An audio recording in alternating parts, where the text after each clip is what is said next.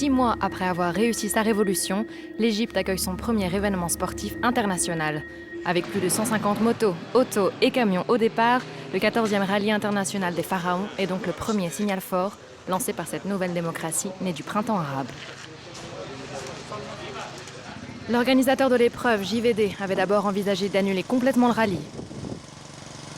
Mais l'équipe a finalement décidé de relever le défi un peu fou d'organiser ce rallye en l'espace de quelques semaines, dans une version légèrement simplifiée. Premier jour au Caire, c'est le rituel des vérifications. Il faut s'assurer que tous les véhicules et leurs équipements de sécurité sont en parfait état de marche. Dans la catégorie moto, Marc Coma, champion du monde en titre et quadruple gagnant du rallye des pharaons, revient au guidon de sa KTM 450. Je suis très content d'être ici au rallye des pharaons en Égypte. Ce n'est pas ma première fois, mais c'est toujours très spécial d'être ici. Et puis après l'été, c'est un moment important pour reprendre des forces, s'assurer que la moto va bien. C'est la phase la plus importante avant le Dakar.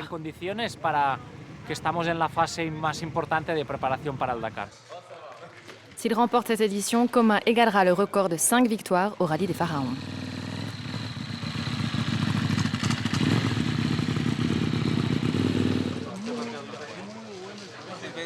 Chaleco Lopez a vu la mort de très près au rallye de Tunisie en mai dernier. Il fait son grand retour à la compétition à l'occasion de ce rallye des pharaons. Pour le Chilien, il s'agit surtout de retrouver ses sensations sur son Aprilia 450 à 3 mois du Dakar.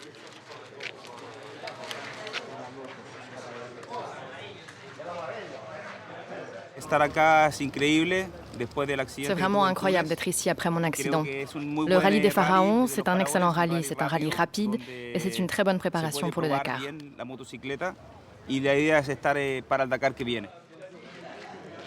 Le leader Marc Coma doit néanmoins se méfier du Portugais Helder Rodrigues. Sauf incident, le rallye des pharaons permettra au pilote Yamaha d'assurer son premier titre mondial.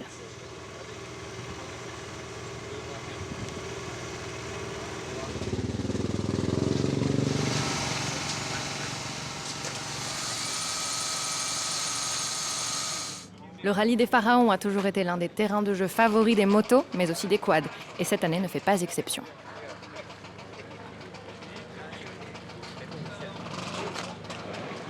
Sur 4 roues, le rallye des pharaons offre également un très beau plateau.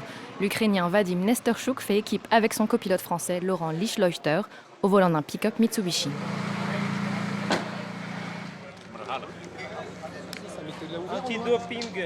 Mais la star de la catégorie reste le boss Jean-Louis Schlesser, vainqueur du rallye des pharaons l'année dernière, double gagnant du Dakar et triple gagnant de l'Africa Race.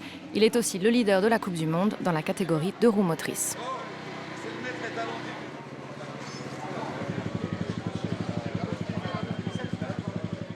Bien lire le terrain quand on est dans les dunes, parce que parfois le soleil, quand il est à l'aplomb, on n'arrive pas bien à voir les dunes et prendre son mal en patience lorsque c'est difficile. Alors ça, c'est vraiment le côté découverte aussi des pharaons, parce que quand on arrive aux dunes, c'est jamais tracé, on ne sait jamais ce qu'on va avoir derrière, donc prudence, prudence, prudence.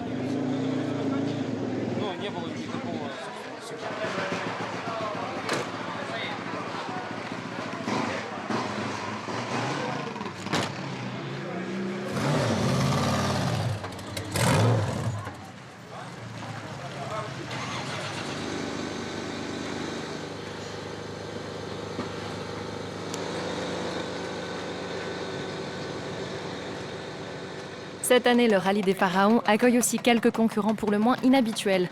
Andrea Revel et Marcello Di Broni ont choisi de traverser le désert égyptien en Vespa. Grand départ de la course demain, au pied des pyramides de Gizeh, avec une première spéciale d'environ 400 km.